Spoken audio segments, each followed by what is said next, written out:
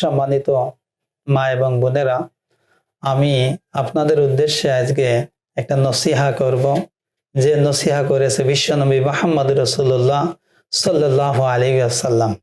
তিনি বলেছেন যে একজন বেপরদাশীল নারী তার আপন 4 জন ব্যক্তিকে বিনা হিসাবে জাহান্নামে নিয়ে যাবে।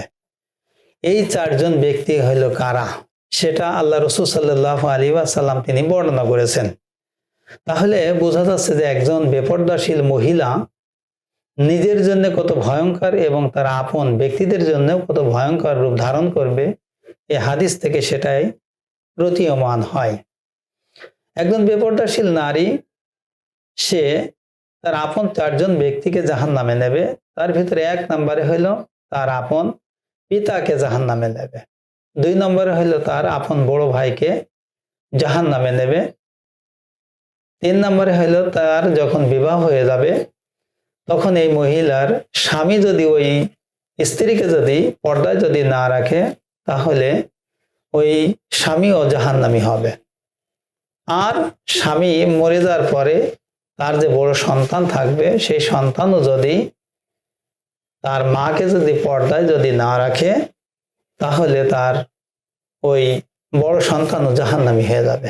সম্মানিত মা এবং বোনেরা, তাহলে এই হাদিস থেকে বোঝা যায় যে একটা বেপরদাশীল নারী কত রূপ ভয়ঙ্কর রূপ ধারণ করতে পারে। শুধু এই 4 জন ব্যক্তিকে জাহান্নামে নেবে বিষয়টা তা নয়, নিজে তো জাহান্নামে যাবে, আবার পাশাপাশি এই 4 জন ব্যক্তিকেও জাহান্নামে নেবে। আর অসংখ্য অগণিত লোক রয়েছে, তাদেরকেও জাহান্নামের দ্বার প্রান্তরে নিয়ে যাবে।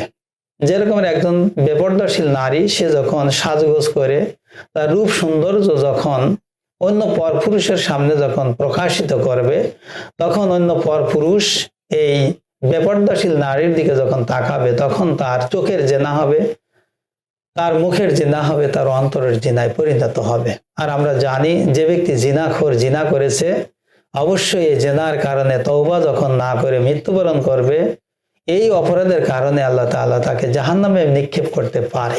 এই জন্য আমি আমার মা এবং বোনেদেরকে দৃষ্টি আকর্ষণ করে বলবো, অবশ্যই আপনার ভিতরে যা আল্লাহ তাআলা দিয়েছে এই বড় মহামূল্যবান সম্পদ, এই সম্পদটাকে হেফাজত করার দায় দায়িত্ব সম্পূর্ণভাবে আপনার উপর বর্তায়।